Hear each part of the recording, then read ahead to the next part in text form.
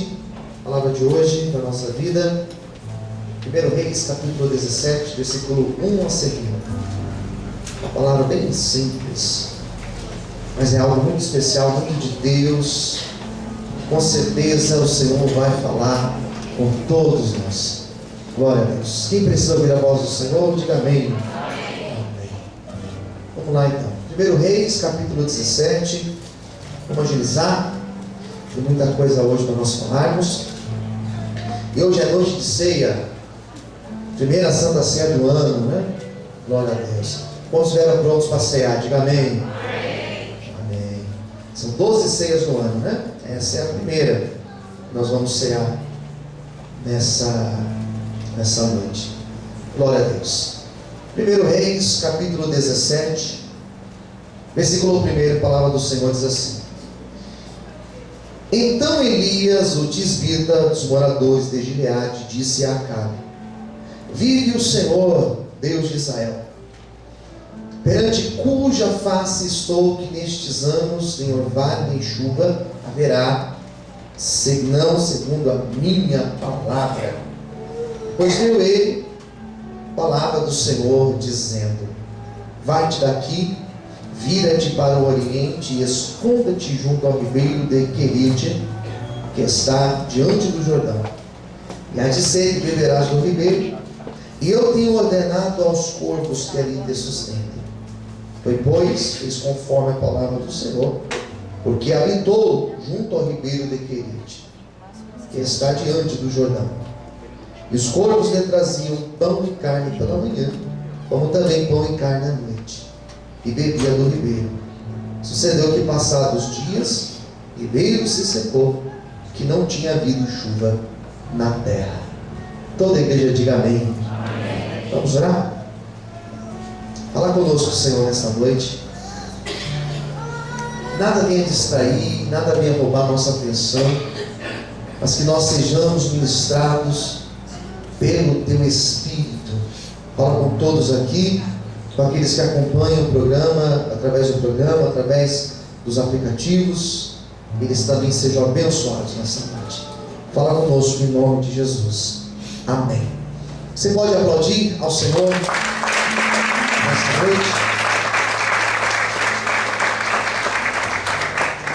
Gostaria de comentar com vocês sobre frustrações. Porque a vida, ela às vezes nos surpreende com algumas frustrações. Às vezes você espera algo de alguém e você se frustra com essa pessoa. Às vezes as frustrações elas acontecem por nós mesmos. Nós nos decepcionamos. É comum acontecer isso, de você colocar um projeto, de você colocar uma meta, de você entrar num propósito, de repente você, sei lá, por um deslize ou por uma incapacidade, você acaba se frustrando. E às vezes a pessoa não se perdoa. Isso é muito duro, muito cruel consigo mesmo. Aquela pessoa que não consegue se perdoar. Então isso acontece, a frustração minha e também a frustração com o outro. Aquela frustração de eu esperar de alguém, de eu aguardar um agradecimento de alguém, de eu aguardar a ajuda de alguém, e de repente não acontece. E tem pessoas que elas não conseguem se levantar, elas não conseguem superar o luto da frustração, e elas simplesmente se fecham, se bloqueiam, e elas não conseguem mais caminhar para frente, elas estacionam. Falei sobre a frustração interna do outro, mas e quando a frustração acontece com Deus? E quando nós criamos uma esfera, criamos um ambiente de expectativa, quando nós sonhamos algo, quando nós aguardamos algo da parte de Deus e simplesmente somos frustrados. E aí? E aí que realmente o negócio fica muito sério. E aí que realmente o negócio fica difícil.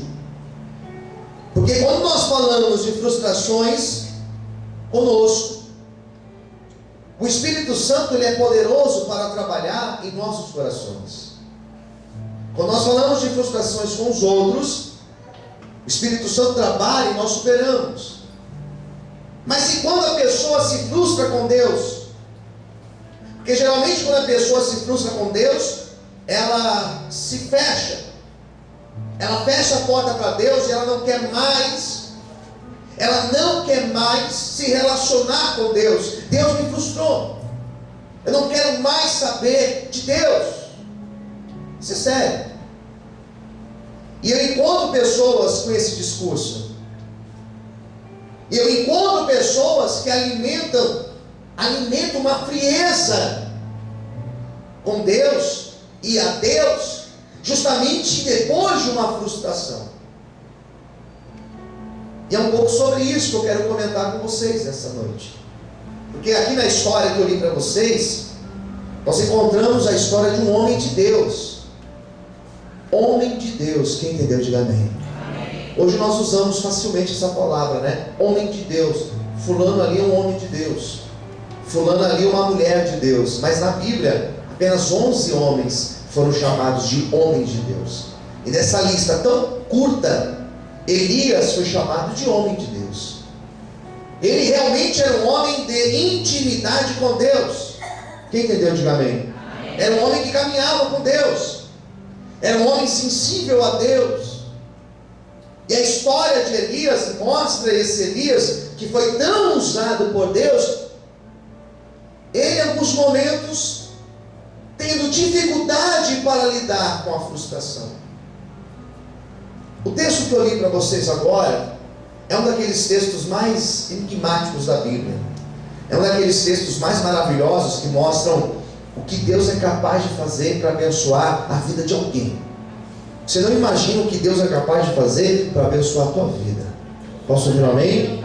Você não imagina quem Deus pode usar para abençoar a tua vida. Você não imagina o que Deus é capaz de articular para que você seja abençoado por Ele, amém? Eu já começo essa pregação dizendo que se for preciso Deus move os céus e a terra, e se for preciso Ele usa até quem te odeia, e se for preciso Ele usa até o corpo, mas Ele vai te abençoar naquilo que você precisa, amém? Quantos podem aplaudir e exaltar o Senhor, aleluia.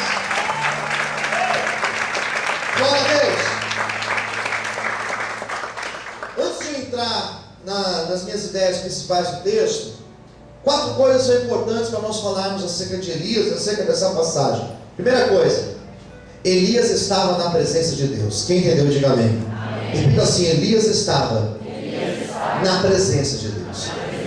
Elias, queridos, aqui não estava desviado.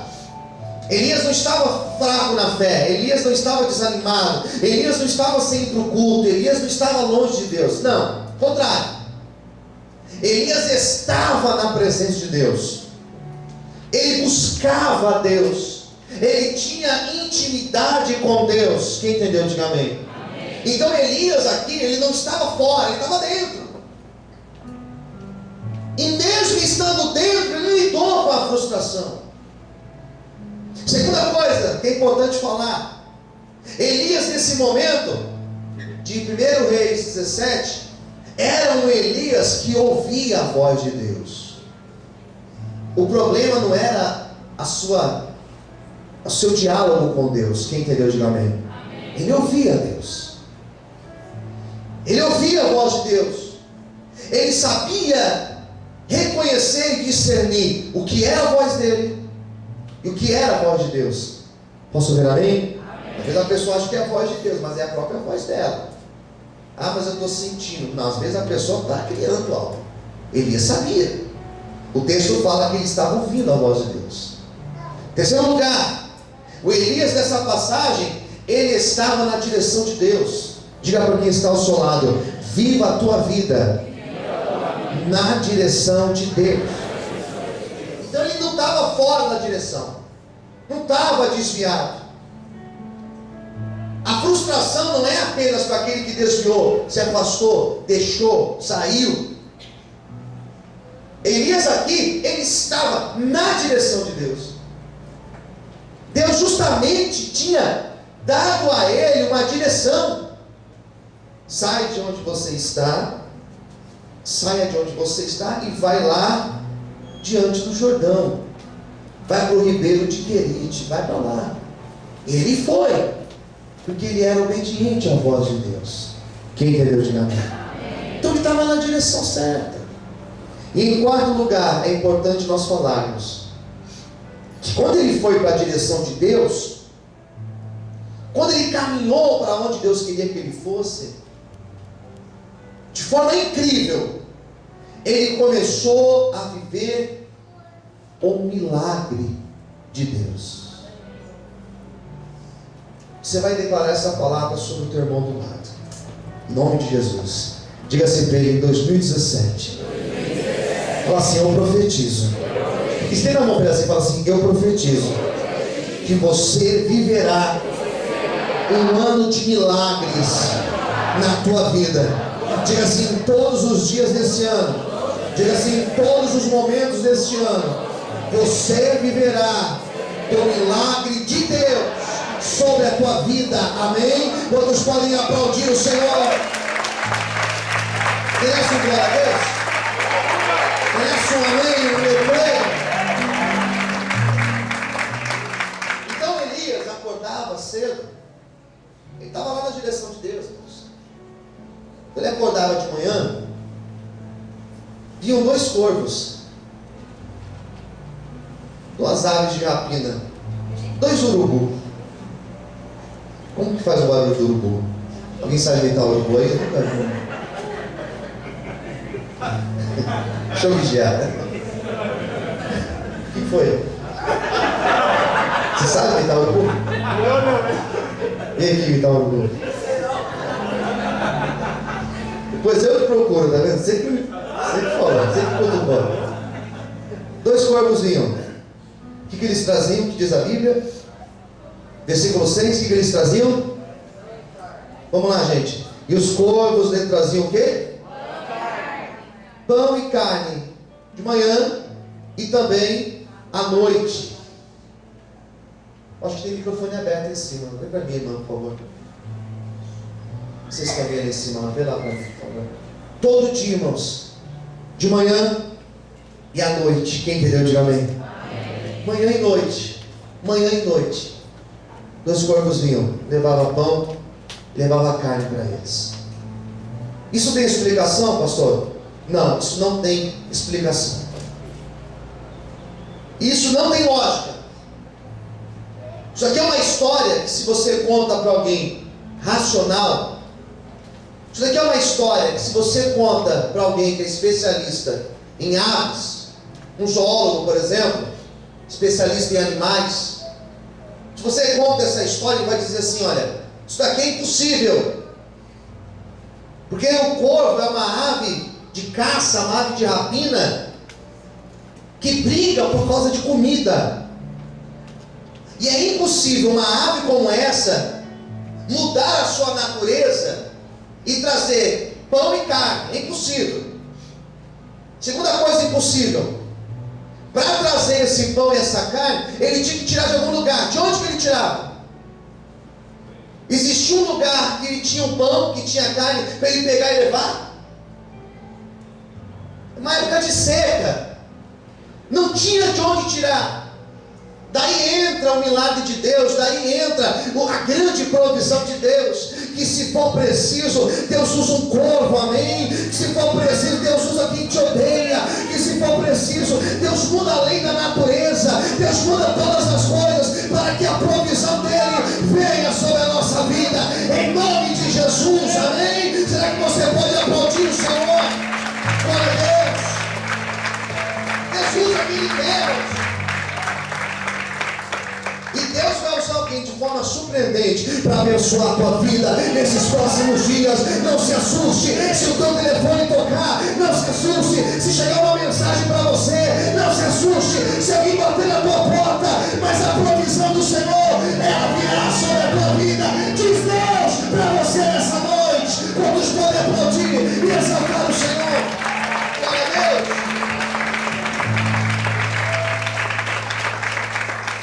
crê assim, diga amém. Amém. Quem recebe a sua palavra, diga amém. Amém. Daí, irmãos, pastor, mas cadê a frustração? Agora bem, versículo 7. Sucedeu que passados dias, o ribeiro, o que aconteceu com ele? Secou. O ribeiro ficou seco, porque não tinha havido chuva na terra. Amém? Daí Elias acorda um belo dia de manhã, olhe para mim, ele acorda, não encontra mais o corvo que trazia pão, nem o corvo que trazia carne. Ele olha para o rio e o ribeiro estava como? Seco. Não tinha chuva. Era um ribeiro que só tinha quando tinha chuva. Daí vem a frustração. Daí vem um vazio dentro dele. Daí vem a sensação de abandono, que é uma das sensações mais duras para o ser humano. A sensação de ser abandonado. O ser humano, ele não, a sua formação, ele não foi criado para ser abandonado. Você vê alguns animais na natureza que eles nascem, daqui a pouco eles já estão sozinhos. O ser humano, ele depende dos pais até quantos anos? Até quantos anos depende dos pais? Não sei. Sei lá. Depende do ser humano, né? Mas um ser humano normal vai depender dos seus pais até bastante tempo. Quem concorda, diga amém. Muito tempo. Mas tem uns que com menos tempo, sim, são exceções. Mas no geral ele vai depender de alguém. E é incrível que quando esse Elias acorda e não vê pão, não vê mais a carne, não vê o ribeiro, o ribeiro está seco, não tem mais corvo, o que ele sente? Deus me deixou, Deus me abandonou. São duas frases que em algum momento nós vamos falar. Deus me deixou. Quem entendeu, diga amém. Fala para o seu irmão, em algum momento você ainda vai dizer: eu acho que Deus me deixou. Fala assim para o seu irmão, em algum momento você ainda vai dizer: eu acho que Deus me abandonou. Amém? Agora você vai olhar para mim e deixa eu dar uma notícia para você: Deus jamais vai te deixar, Deus jamais vai te abandonar. A provisão vai voltar na tua vida, porque o Deus que te chamou, Ele te chamou e Ele se responsabiliza por ti, quando escolher por ti e exaltar os teus pensamentes. Aleluia!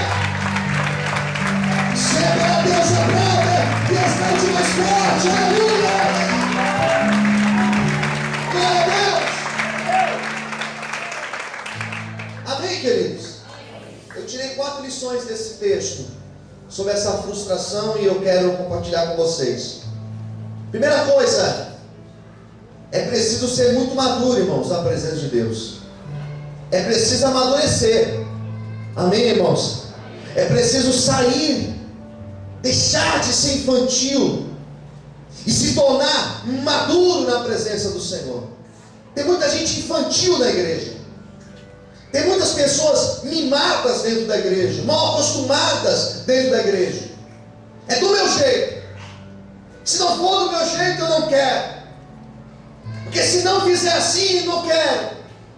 Porque se Deus não fizer, eu não vou mais servir a Deus. Porque se Deus não me trouxer aquela pessoa, eu não vou mais servir ao Senhor. Porque se Deus não abrir aquela porta para mim, eu não vou mais servir a Deus.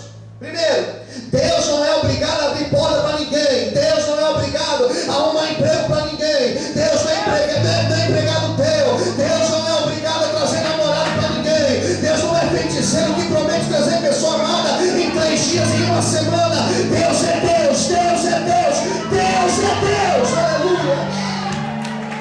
Entenda isso. Deus é Deus. É preciso ter essa maturidade. Quem entendeu, diga amém. Nem sempre vai ser do seu jeito. E não se frustre por isso. Nem sempre vai ser do seu tempo. E não se frustre por isso. Quem entendeu, diga amém. Então é preciso você entender que algumas coisas elas vão dar errado esse ano. Fala isso para o seu irmão do lado. Algumas coisas, diga assim, inevitavelmente darão errado, para que outras comecem a dar certo na tua vida. Amém? Levanta a mão para o céu. Eu profetizo essa palavra sobre a tua vida. Se tiver que dar errado, só vai dar errado para que outra dê certo. Em nome de Jesus, aplauda e exalte o Senhor essa noite. Aleluia. Amém. Segunda coisa, segunda ideia que eu tirei desse texto. Deus não fala com Elias agora. Entre a passagem do capítulo 7 para o versículo 8, do versículo 7 para o 8, está vendo aí? Entre o versículo 7 para o versículo 8, o que houve, pastor? Houve um tempo chamado tempo de silêncio de Deus. Diga assim para o seu amigo do lado ou para a sua amiga: existe um tempo que se chama silêncio de Deus. Não preciso nem explicar para você o que é silêncio de Deus, né? Não preciso nem explicar. É aquele tempo que Deus não está falando, é silêncio, é lógico. É aquele momento que você está assim, olha, e agora? E agora? Amém, queridos? Olhem para mim. É aquele momento que você está assim, Senhor, o que eu faço? Que essa semana eu estou cheio de coisas. Quem entendeu? Diga amém. É quando você está assim, Senhor, mas essa daqui era a minha única saída. Isso daqui era a minha única porta de escape, Senhor. E você está falando, enquanto você está falando, é assim que acontece, né? Enquanto você fala, a outra pessoa, o que ela faz? Ela o quê? Ela escuta. Então, enquanto você está falando, Deus está em silêncio. Você está aí arrancando os cabelos, você está aí chorando, você está aí falando um monte de coisas, e Deus está em silêncio. Mas Deus está em silêncio. Eu aprendi isso, irmãos, e no dia que eu aprendi, mudou minha vida. Quando Deus está em silêncio, é sinal que Deus está trabalhando ao nosso favor, amém? Por isso, se hoje você entrou aqui decepcionado ou frustrado, entenda, Deus está trabalhando em teu favor, aleluia, e Deus fará grandes coisas quando os podem aplaudir o Senhor e glorificar o nome de Deus, aleluia, amém? Você vai achar que Deus está em silêncio, mas nesse momento Deus estará trabalhando em teu favor. Amém, queridos? Amém. Vamos lá, terceira coisa que eu aprendi com esse texto: portas são abertas e também portas são fechadas. A porta ela abre, mas ela também fecha. Nós precisamos aprender a lidar com a mudança na vida, com o tempo. Tem tempo de despedir-nos. Nós precisamos saber lidar com o fechamento de ciclos. O cristão tem essa dificuldade de lidar. Eu conheço pastores que têm essa dificuldade. Eu conheço alguns pastores que quando alguém chegar para ele e falar assim: pastor, eu estou saindo do ministério, estou indo para um outro ministério, o pastor fala: então se você for, você vai cair da bicicleta, você vai não sei o que você vai ralar o joelho, que não sei o que vai dar errado para você. Não sabe lidar. Todas as pessoas que um dia chegaram para mim e disseram: pastor, eu estou saindo do ministério, eu abençoei, falei: vai em paz, que Deus te acompanhe onde você for, de coração aberto. Porque eu aprendi a lidar com despedidas. Fala assim para o seu irmão do lado: saiba lidar com despedidas. Amém. Eu imagino o Elias pensando: meu Deus, e o corvo, e o corvo, e o corvo, e o corvo foi embora, não tem mais o corvo. Sabe? Tem pessoas que não sabem lidar com o novo de Deus. Deus usou o corvo. Amém. Daí Deus mudou. Agora eu não vou mais usar o corvo. Agora eu vou usar uma viúva para te abençoar. Mudou o ciclo. Posso ouvir amém? Amém. Mudou a chave. Deus nessa noite está dizendo para algumas pessoas aqui dentro: a chave já virou na tua vida. É novo, é novo. Amém? 2017 é novo. Esquece o corvo. Agora Deus vai usar uma viúva, mas Ele não vai te desamparar. Diz o Senhor para ti nessa noite. Aleluia. Aplauda Ele e exalte o Senhor nessa noite. Aleluia. Amém, Deus. Saiba enterrar o que deve ser enterrado. Saiba lidar com o novo de Deus, irmãos. Posso ver amém? Se abra para o novo de Deus. Ele ia ficar toda hora lembrando do corvo. Até quando ele ia lembrar do corvo? Fala para o seu irmão: esquece do corvo. Talvez o corvo é um ex-namorado. Esquece aquele corvo. Talvez o corvo é aquela ex, aquela bandida. Esquece aquela bandida.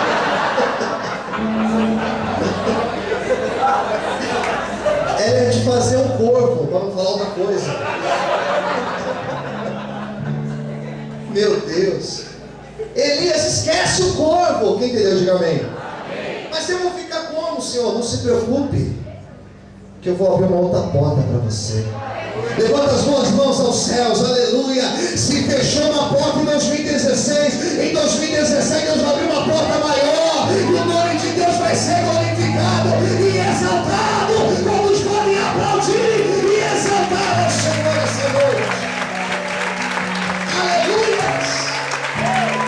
Aplaude o Senhor bem forte, irmãos. Em último lugar, Deus já está preparando algo novo e algo melhor para você. Quem crê, diga amém. Então levanta a sua mão para o céu. Eu declaro em nome de Jesus que Deus já vai trazer um novo, que Deus vai trazer algo novo, que Deus vai trazer algo melhor. Aquilo que perdeu não se compara com aquilo que o meu Deus, o teu Deus, já preparou para mim e para você. Não é noite de choro, não é noite de se lamentar, é noite de crer que o Deus que fechou a porta, Ele abre uma porta maior. O Deus que fechou o caminho, Ele prepara um caminho novo. E se for preciso, Ele abre até no mar. Mas a promessa dele se cumprirá na tua vida, em nome de Jesus. Todos podem aplaudir e exaltar o nome de Deus. Aplaude o Senhor de Deus. Amém, queridos? Olha o que diz o versículo 8.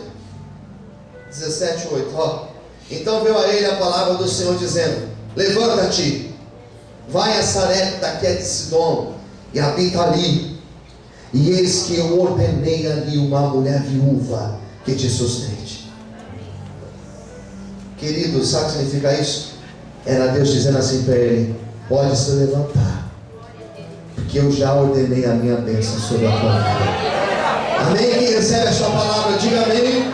Deus já ordenou a bênção dele sobre ti. Toma posse, aplaude o Senhor e glorifica o nome de Deus. E que o Senhor te abençoe.